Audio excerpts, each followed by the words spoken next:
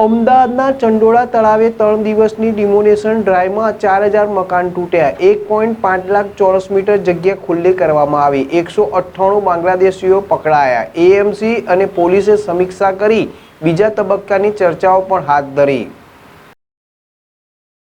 અમદાવાદ શહેર police commissioner અને એએમસીના કમિશનરે ચંડોળા તળાવની મુલાકાત લીધી હતી.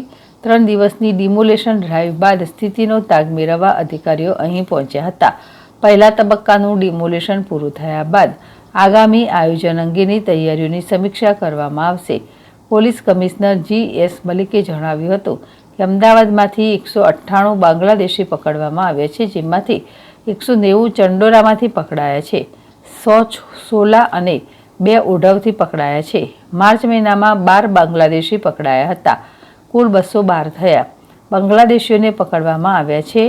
અગાઉ 2009માં ઝુંબેશ અંતર્ગત 1800 લોકો ચંડોળામાં રહેતા હતા, જેમાંથી 95 બાંગ્લાદેશીઓને પકડ્યા હતા. લલ્લુ બિહારી સહિતના મોટા અસામાજિક તત્વોને પકડ્યા છે. આ સફળ ઓપરેશન રહ્યું છે. ઓપરેશનનો ફેઝ 1 પૂરો થયો છે. કોઈપણ અણબનાવ વિના ડિમોલેશન પૂર્ણ થયું છે. બીજા ફેઝના ડિમોલેશન માટે ચર્ચા ચાલે છે. એએમસી બીજા ફેઝના ડિમોલેશન અંગે નિર્ણય કરશે.